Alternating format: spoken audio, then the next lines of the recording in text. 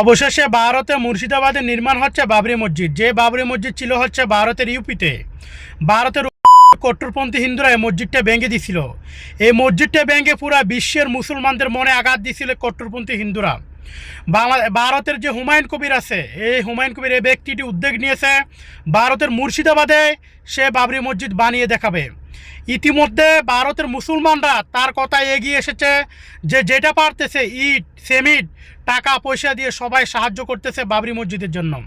এমনকি একটা ভিডিওতে দেখেছি বাবরি মসজিদের জন্য এক ব্যক্তি নাকি সে নাম প্রকাশে অনিচ্ছুক 80 কোটি টাকা দিয়েছে, ভারতীয় রুপি 80 কোটি রুপি দিয়েছে বাবরি মসজিদ বানানোর জন্য। ইনশাল্লাহ এ ভারতের মাটিতে বাবরি মসজিদ হবে।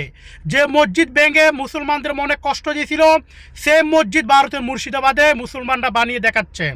আমরা চাচ্ছি বাংলাদেশ থেকে বাবরি মসজিদের জন্য অনুদান পাঠাতে। তাই হুমায়ুন কবিরকে অনুরোধ করব, আপনারা যে বাবরি মসজিদের নামে যে অ্যাকাউন্টটা আছে সেই অ্যাকাউন্টটা আপনি নিজে একটা ভিডিও করে প্রকাশ করেন, যাতে প্রতারণা না হয়।